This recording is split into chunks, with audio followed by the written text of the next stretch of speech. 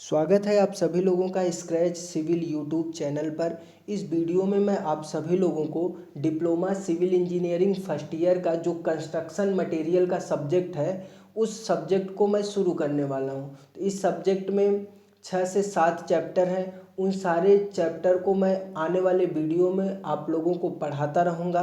तो सबसे पहले हम लोग फर्स्ट चैप्टर को स्टार्ट कर रहे हैं, जिसमें हमें क्या क्या पढ़ना है इसके बारे में आप लोगों को बता दे रहे हैं। तो फर्स्ट चैप्टर में हमें बिल्डिंग स्टोन्स के बारे में पढ़ना है। तो बिल्डिंग स्टोन्स में क्या क्या पढ़ना है इसके बारे में भी बता दे रहा हूँ फर्स्ट चैप्टर में। तो बिल्डिंग स्टोन्स में हमें पढ़ना है क्लासिफिकेशन ऑफ रॉक्स।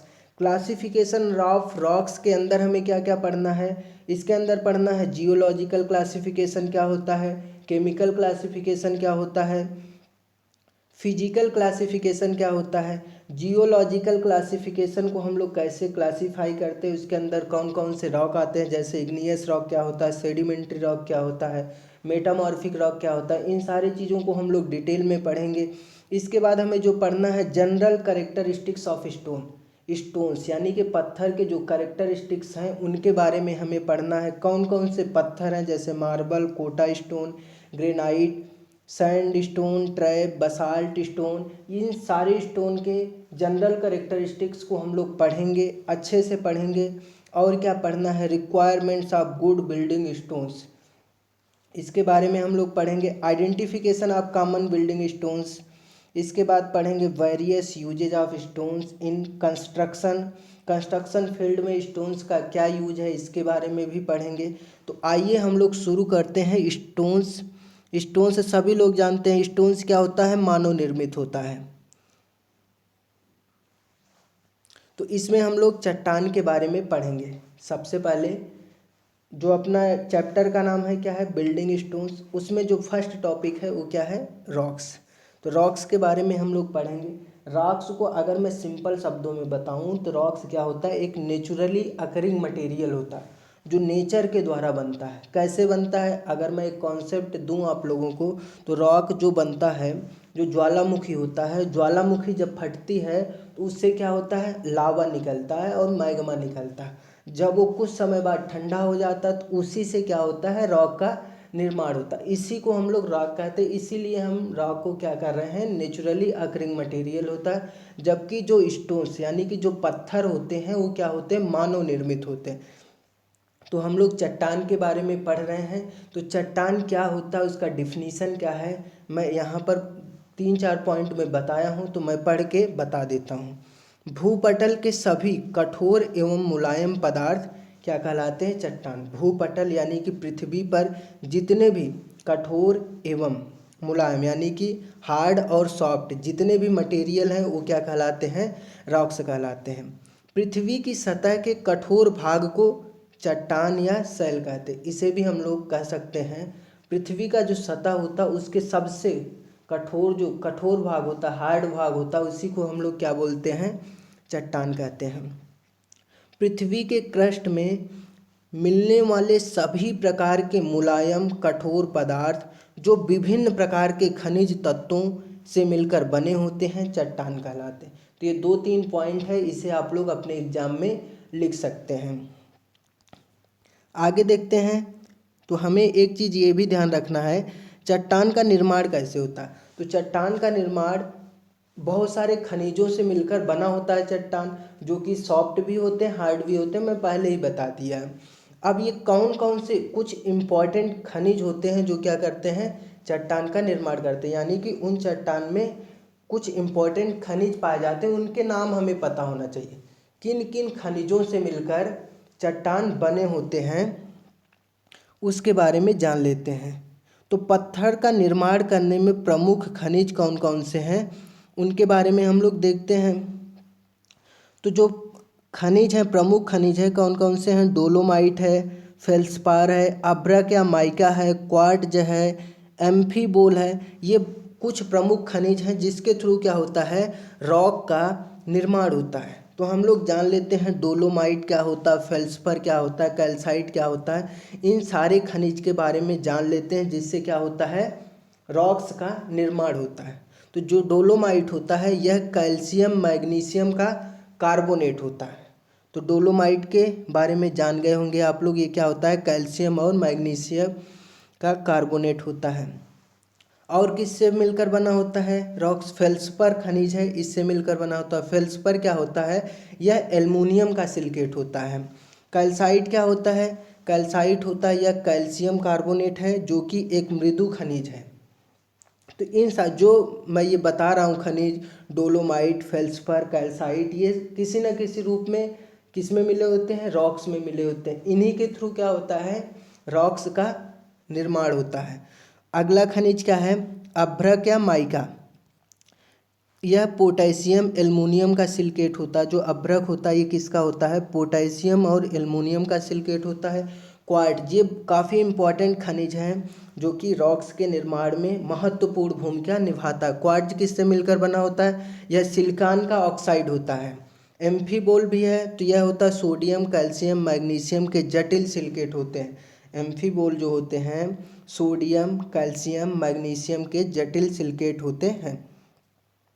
तो कुछ खनिज हैं जिनसे क्या होता है, चट्टानों का निर्माण होते हैं। कौन कौन से खनिज हैं, मैं एक बार फिर से नाम बता दे रहा हूँ, नाम आप लोगों को याद होना, इंपॉर्टेंट खनिज है। इन्हीं के थ्रू क्या होता है, रॉक्स का निर्माण होता है। डोलोमाइट है, फेल्सपर है, अभ्रक है, माइका है, क्वार्ट्ज है और एम्फीबोल है।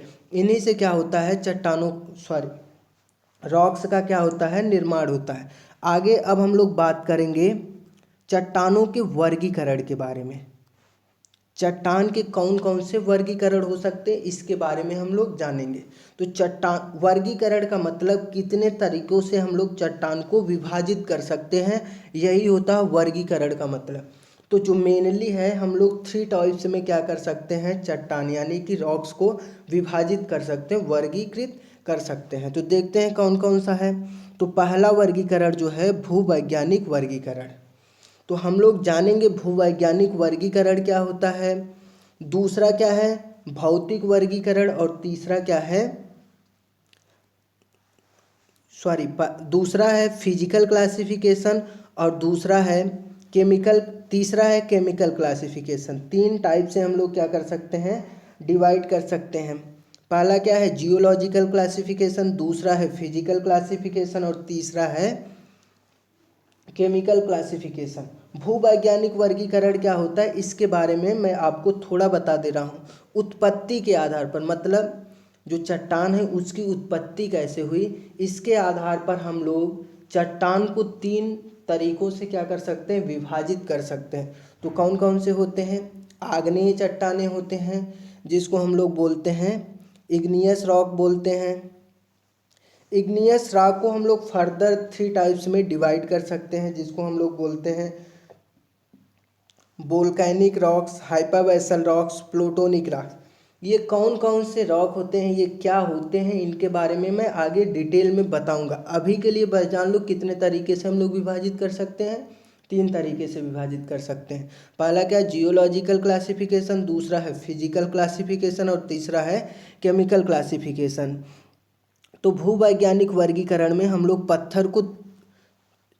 भूवैज्ञानिक वर्गीकरण में हम लोग चट्टान को 3 तरीके से क्या कर सकते हैं, विभाजित कर सकते हैं। एक तो है आग्नेय चट्टानें, फिर है अवसादी या तलछटी चट्टानें जिसको इंग्लिश में क्या बोलते हैं, सेडिमेंट्री रॉक्स, और तीसरा है मेटामॉर्फिक रॉक्स। तीसरा क्या है, मेटामॉर्फिक रॉक्स, जिसे हम लोग हिंदी में बोलते हैं कायांतरित चट्टानें। तो जो उत्पत्ति के आधार पर, जियोलॉजिकल क्लासिफिकेशन के आधार पर हम लोग चट्टान को कितने तरीके से विभाजित कर सकते हैं, 3 तरीके से। पहला है आग्नेय चट्टानें, दूसरा है अवसादी या तल छठी चट्टानें और तीसरा है कायांतरित चट्टानें। आगे देखते हैं भौतिक वर्गीकरण, मतलब जो चट्टान है उसके अंदर फिजिकल प्रॉपर्टीज कौन कौन सी है उसके आधार पर हम लोग कितने तरीके से डिवाइड करते हैं, 2 तरीके से। कौन कौन से, परतदार चट्टानें और अपरतदार चट्टानें। और रासायनिक वर्गीकरण के आधार पर हम लोग 3 प्रकार से चट्टान को डिवाइड कर सकते हैं। पहला है सिलिकामय चट्टानें जिसे हम लोग इंग्लिश में बोलते हैं सिलीसियस रॉक्स, दूसरा है मृत्तिकामय चट्टानें जिसे हम लोग बोलते हैं आर्जिलिसियस रॉक्स, और तीसरा है चूनामय चट्टानें जिसे हम लोग बोलते हैं कैल्सीरियस रॉक्स। अब इनके बारे में हम लोग डिटेल में पढ़ेंगे। सबसे पहले जान लेते हैं भूवैज्ञानिक वर्गीकरण। मैं फिर से बता दे रहा हूँ, ये क्या है, रॉक्स। रॉक्स क्या होता है सभी लोग जान गए। रॉक्स को हम लोग तीन तरीके से क्या कर सकते हैं, डिवाइड कर सकते हैं। ये तीन तरीका कौन कौन सा है, एक है भूवैज्ञानिक वर्गीकरण, भूवैज्ञानिक वर्गीकरण। दूसरा है फिजिकल यानी कि भौतिक वर्गीकरण, और तीसरा क्या है, रासायनिक वर्गीकरण। इन तीनों को हम लोग फर्दर डिवाइड करते हैं। भूवैज्ञानिक वर्गीकरण में हम लोग तीन प्रकार से डिवाइड करते हैं। किसमें किसमें, आग्नेय चट्टानें, अवसादी या तलछटी चट्टानें, और तीसरा कायांतरित चट्टानें। भौतिक में हम लोग किसमें, परतदार और अपरतदार में। उसके बाद रासायनिक में हम लोग आर्जिलियस, सिलीसियस और कैल्सीरियस में डिवाइड करते हैं। तो तीनों को हम लोग अलग अलग पढ़ते हैं।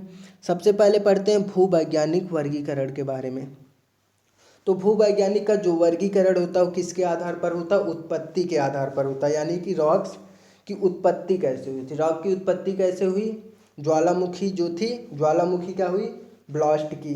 जब ब्लास्ट की तो उसके अंदर से क्या हुए, तरल पदार्थ निकले, जिसे हम लोग क्या कहते हैं, मैग्मा बोलते हैं। जब मैग्मा वो बाहर आता, लावा के रूप में निकल आता है बाहर, तो ये कुछ वर्षों बाद, काफ़ी समय बाद ये क्या हो जाता है, ठंडा हो जाता है। ठंडा होने के बाद क्या हो जाता है, कठोर हो जाता है। जब कठोर हो जाता है इसी को हम लोग क्या बोल देते हैं, चट्टान बोल देते हैं। तो सिंपल शब्दों में अगर हम लोग बोले तो चट्टान क्या होता है, नेचर के थ्रू बनता है, यानी कि नेचुरली अकरिंग मटेरियल होता है। तो उत्पत्ति के आधार पर चट्टानों को तीन वर्गों में बांटा गया। किसमें किसमें, आग्नेय चट्टानें यानी कि इग्नियस रॉक्स, दूसरा है अवसादी या तलछटी चट्टानें यानी कि सेडिमेंट्री रॉक्स, तीसरा है कायांतरित चट्टानें यानी कि मेटामॉर्फिक रॉक्स। अब हम लोग जान लेते हैं आग्नेय चट्टानें क्या होती हैं। ये बहुत ज़्यादा एग्जाम में पूछा जाता है, तो सारे स्टूडेंट को ध्यान रखना है कि जो आप लोगों का बीटी यूपी का एग्ज़ाम होगा उसमें पूछा जाएगा एग्ज़ाम में। एग्ज़ाम पॉइंट को ध्यान में रखते हुए, एग्ज़ाम पॉइंट ऑफ व्यू को ध्यान में रखते हुए एग्ज़ाम में कौन कौन से क्वेश्चन पूछे जाएंगे, और साथ ही साथ गवर्नमेंट एग्ज़ाम जो होते हैं, एसएससी, जेई या पीडब्ल्यूडी स्टेट में जो एग्ज़ाम होते हैं, उनको भी ध्यान में रखते हुए हर एक पॉइंट को मैं आप सभी लोगों को बताऊंगा। तो ध्यान से जुड़े रहिएगा, पूरा वीडियो ज़रूर देखिएगा। तो आग्नेय चट्टानें के बारे में जान लेते हैं। आग्नेय चट्टानें होती क्या है। तो आग्नेय चट्टानों को हम लोग प्राथमिक चट्टानें भी कहते हैं, क्योंकि अन्य चट्टानों का निर्माण भी डायरेक्ट या इनडायरेक्ट रूप से इन्हीं चट्टानों से होते हैं। और जो भी चट्टानें हैं वो किससे ही मिलकर बने होते हैं, अगर हम लोग डायरेक्ट या इनडायरेक्ट रूप से बात करें तो किससे ही बने होते हैं, इग्नियस रॉक से ही बने होते हैं। तो इसलिए इसको हम लोग क्या बोलते हैं, प्राथमिक चट्टानें भी बोलते हैं आग्नेय चट्टानों को। तो आग्नेय चट्टानों का निर्माण कैसे होता है उसके बारे में थोड़ी जानकारी और दे देता हूँ। आग्नेय चट्टानों का निर्माण ज्वालामुखी उद्गार से निकलने वाले मैग्मा और लावा के ठंडा होने या जमने से होता है। ठीक, अगला पॉइंट जो है, यह चट्टानें धात्विक खनिजों जैसे लोहा, सोना, चांदी, निकिल से पूर्ण होती हैं। जो आग्नेय चट्टानें होती हैं इसमें खनिज भी होते हैं। कौन कौन से खनिज होते हैं, लोहा, सोना, चांदी, निकिल, ये सारे खनिज आग्नेय चट्टानें में जनरली देखने को मिलते हैं। इन चट्टानों में क्रिस्टल भी पाए जाते हैं, यानी कि इनकी जो स्ट्रक्चर होती है, अगर इसके इंटरनल स्ट्रक्चर की बात करूँ तो कैसा होता है, क्रिस्टली होते हैं। अब बात कर लेते हैं आग्नेय चट्टानों के उदाहरण कौन कौन से, काफ़ी इंपॉर्टेंट है, पूछा जा सकता है आग्नेय चट्टानों का उदाहरण। तो आग्नेय चट्टानों का उदाहरण होता है ग्रेनाइट, डोलेराइट, मैग्नेटाइट, बेसाल्ट। तो नाम याद रखना है, इंपॉर्टेंट है, कभी कभी पूछा जाता है। इग्नियस रॉक के एग्जाम्पल कौन, ऐसे पूछा जाता है। यहाँ से ऑब्जेक्टिव टाइप भी क्वेश्चन बन सकते हैं। ग्रेनाइट हमें दे दिया, ग्रेनाइट कौन सी चट्टानें, तो जब हम लोग पढ़े रहेंगे तभी तो बता सकते हैं ग्रेनाइट कौन सी चट्टानें हैं। ग्रेनाइट कौन सी चट्टानें हैं, आग्नेय चट्टानें यानी कि इग्नियस रॉक्स हैं। अब हम लोग पढ़ते हैं अवसादी चट्टानों के बारे में। अवसादी चट्टानें क्या होती हैं,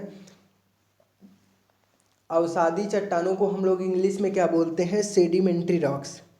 अवसादी चट्टानों से तात्पर्य है कि प्रकृति के कारकों द्वारा निर्मित छोटी छोटी चट्टानें किसी स्थान पर जमा हो जाती हैं और बाद के कुछ वर्षों में दबाव या रासायनिक प्रतिक्रिया या अन्य कारकों द्वारा परत जैसी ठोस रूप में निर्मित हो जाती हैं। इन्हें ही अवसादी चट्टानें कहते हैं। मैं सिंपल शब्दों में आप लोगों को समझाने की कोशिश करते हैं।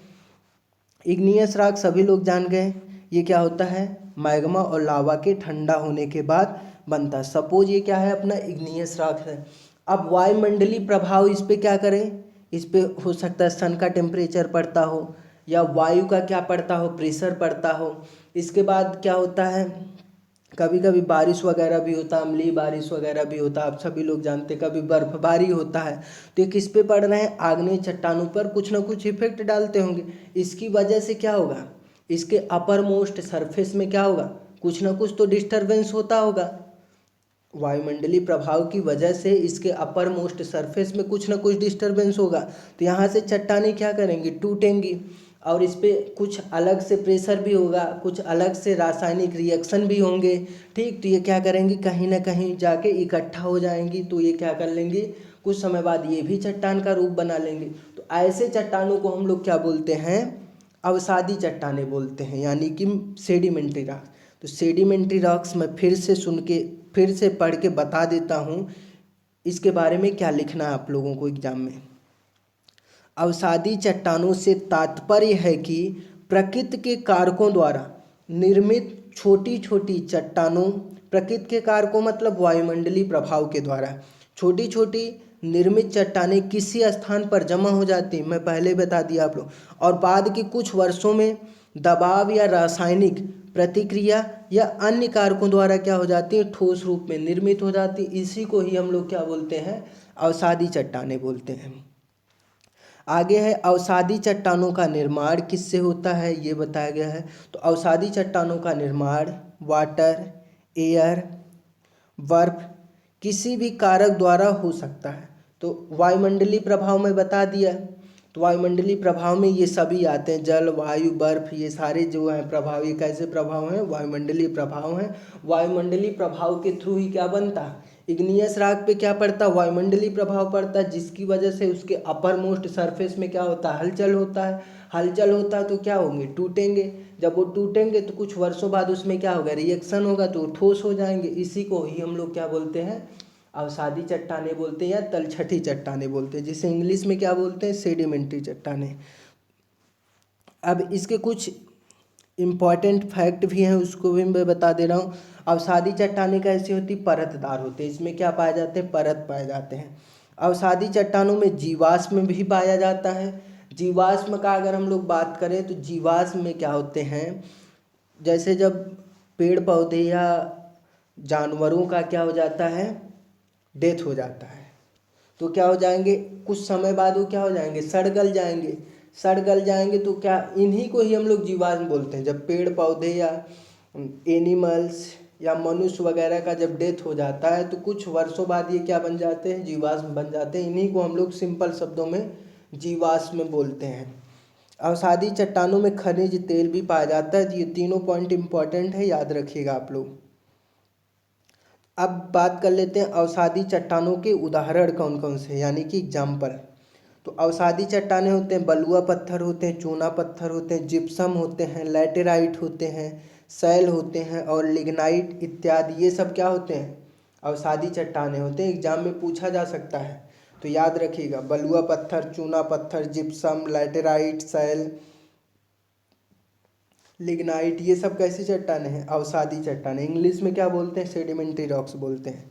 अब हम लोग बात करते हैं कायांतरित या रूपांतरित चट्टानें। दो चट्टानों के बारे में हम लोग पढ़ लिए, इग्नियस के बारे में पढ़ लिए और इसके बाद सेडिमेंट्री के बारे में पढ़ लिए। अब हम लोग पढ़ेंगे मेटामॉर्फिक यानी कि कायांतरित या रूपांतरित चट्टानें के बाद। ये क्या होता है, इसके बारे में हम लोग देख लेते हैं। तो कायांतरित चट्टानें, इसका निर्माण आग्नेय और अवसादी चट्टानों में ताप और दाब के प्रभाव के कारण होने वाले जो भी परिवर्तन होते हैं उसी को ही हम लोग क्या बोलते हैं, कायांतरित चट्टानें या रूपांतरित चट्टान। नाम से ही पता चल रहा है क्या हो जाता है, रूपांतरित हो जाता है, या इसका क्या हो जाता है, कायाकल्प हो जाता है, मतलब दूसरे रूप में हो जाता है। तो कायांतरित चट्टानें ऐसी चट्टानें होती हैं जो हमें क्या मिला है, इग्नियस और सेडिमेंट्री। उसमें क्या हो जाता है, एक्सटर्नल हीट और प्रेशर की वजह से क्या हो जाता है, इसका रूपांतरण हो जाता है। इसी को ही हम लोग क्या बोलते हैं, कायांतरित चट्टानें या रूपांतरित चट्टानें। मैं फिर से एक बार पढ़ के बता दे रहा हूँ। इसका निर्माण आग्नेय और अवसादी चट्टानों में, आग्नेय और अवसादी चट्टानों में हीट और प्रेशर के इफेक्ट की वजह से जो भी परिवर्तन होता है उसी को हम लोग क्या बोलते हैं, कायांतरित चट्टानें बोलते हैं। इसके प्रभाव में आग्नेय चट्टानों में एवं अवसादी चट्टानों के भौतिक और रासायनिक गुण दोनों परिवर्तित हो जाते हैं। अब जैसे हम लोग क्या करें, आग्नेय या सेडिमेंट्री, इसमें क्या करेंगे, हीट और प्रेशर को जनरेट करेंगे, तो इसके वजह से इसमें क्या होगा, कुछ चेंजेज आएंगे तो इसके क्या होंगे, फिजिकल प्रॉपर्टी भी चेंज होंगे, केमिकल प्रॉपर्टीज भी चेंज होंगे। तो वही बताया गया है। इसके प्रभाव में आग्नेय चट्टानों एवं अवसादी चट्टानों के भौतिक और रासायनिक गुण दोनों परिवर्तित हो जाते हैं। उदाहरण के लिए यहाँ दिया गया है, ग्रेनाइट क्या हो जाता है, इसमें हीट और प्रेशर होता है, उसके प्रभाव से क्या हो जाता है, ग्रेनाइट पे जब हीट और प्रेशर को जनरेट करते हैं तो ये क्या बदल जाता है, नाइस में बदल जाता है। चूना पत्थर को जब हम लोग हीट और प्रेशर देते हैं, मतलब इसको बदलने की कोशिश करते हैं, किसके थ्रू, हीट और प्रेशर के थ्रू बदलने की कोशिश करते, तो ये क्या बन जाता है, संगमरमर बन जाता है। बलुआ पत्थर क्या बन जाता है, क्वार्टजाइट बन जाता है। सैल पत्थर क्या बन जाता है, स्लेट। तो यानी कि नाइस, संगमरमर, क्वार्टजाइट, स्लेट, ये सब किसके एग्जाम्पल हैं, कायांतरित चट्टानें यानी कि मेटामॉर्फिक का। अब हम लोग चट्टानों का भौतिक वर्गीकरण भी देख लेते हैं। तो हम लोग क्या पढ़ लिए, भूवैज्ञानिक वर्गीकरण पढ़ लिए। तो भूवैज्ञानिक वर्गीकरण में हम लोग क्या क्या पढ़े, आग्नेय चट्टानें पढ़े, अवसादी चट्टानें पढ़े और क्या पढ़े, कायांतरित चट्टानें। तो अब हम लोग पढ़ रहे हैं चट्टानों का भौतिक वर्गीकरण। तो इसमें हम लोग देख लेते हैं चट्टानों का भौतिक वर्गीकरण संरचना के आधार पर क्या किया गया, दो वर्गों में बांटा। जो जैसे चट्टान है यानी कि रॉक्स है, उनके अंदर जो फिजिकल प्रॉपर्टीज है उसके बिहाफ पे हम लोग क्या करेंगे, उसको क्लासीफाई करेंगे। तो कितने हिसाब से क्लासीफाई किए हैं, दो हिसाब से। कौन कौन से, परतदार चट्टानें जिसको हम लोग बोलते हैं स्ट्रैटिफाइड रॉक्स, और दूसरा है अपरतदार चट्टानें जिसको हम लोग बोलते हैं इंग्लिश में अनस्ट्रैटिफाइड रॉक्स। देखते हैं परतदार चट्टानें क्या होती हैं। परतदार चट्टानें यानी कि स्ट्रैटिफाइड रॉक्स, नाम से ही पता चल रहा है, सबको पता चल रहा है नाम से, जिसमें परत पाई जाएगी वही क्या होगी, परतदार चट्टानें होंगी। रचना की दृष्टि से अवसादी चट्टानें जो होती हैं वो क्या होती हैं, परतदार चट्टानें होते हैं। अगर हम लोग बात करें आग्नेय चट्टानों की, तो आग्नेय चट्टानें क्या होती हैं, लावा या मैग्मा जब ठंडा हो जाता है यानी कि जब कठोर हो जाता है तो क्या बनता है, आग्नेय चट्टानें बनती। कहने का मतलब उसमें कोई परत ही नहीं पाया जाएगा। जो अवसादी चट्टानें होती हैं, जिसमें आग्नेय चट्टाने में क्या किया जाता है, वायुमंडलीय प्रभाव पड़ता है, उसकी वजह से वो क्या हो जाता है, टूट फूट जाता है। आफ्टर सम टाइम बाद वो क्या हो जाता है, उसके अंदर परिवर्तन हो जाता है, तो क्या बना लेता है, अवसादी चट्टाने में। और अवसादी चट्टाने कैसी होंगी, परतदार चट्टाने होंगी। तो पता चल गया अवसादी चट्टानें कैसी होती हैं, परतदार चट्टानें होती है। यही बताया गया सेकंड पॉइंट में। थर्ड पॉइंट में क्या बताया गया, चूना पत्थर, बलुआ पत्थर, स्लेट आदि कैसी चट्टानें हैं, परतदार चट्टानों के अंतर्गत आती हैं। अब बात करते हैं अपरतदार चट्टानें। तो अपरतदार चट्टानें क्या होती हैं, इस प्रकार के चट्टानों में कोई परत नहीं होता है। तो अभी मैं पहले ही बता दिया है, जो अपना इग्नियस रॉक्स होगा वो कैसा होगा, इग्नियस यानी कि आग्नेय चट्टानें कैसी होंगी, अपरतदार चट्टानें होंगी। ठीक, तो इस प्रकार की चट्टानें एक पिंड के रूप में होती हैं। आग्नेय चट्टानें मुख्यतः इसी वर्ग में आती हैं, मैं पहले बता दिया। उदाहरण के रूप में ग्रेनाइट, बेसाल्ट, ट्रेप, नाइस, ये सब किसके अंतर्गत आते हैं, अनस्ट्रैटिफाइड रॉक्स के अंतर्गत ही आते हैं। अब हम लोग चट्टानों का रासायनिक वर्गीकरण भी देख लेते हैं। चट्टानों के रासायनिक वर्गीकरण के बारे में हम लोग बात कर लेते हैं, यानी कि केमिकल क्लासिफिकेशन। इसमें हम लोग क्या करते हैं, चट्टानों के अंदर जो केमिकल प्रॉपर्टीज होती हैं उसके बिहाफ पे हम लोग क्या करते हैं, चट्टानों को क्लासीफाई करते हैं। तो उसके बिहाफ पे हम लोग चट्टानों को तीन प्रकार से क्लासीफाई किए हैं कि कौन कौन सी चट्टानें हैं, सिलिकामय चट्टानें, मृत्तिकामय चट्टानें और चूनामय चट्टानें। तो रासायनिक संयोजन के आधार पर हम लोग 3 प्रकार से डिवाइड किए हैं।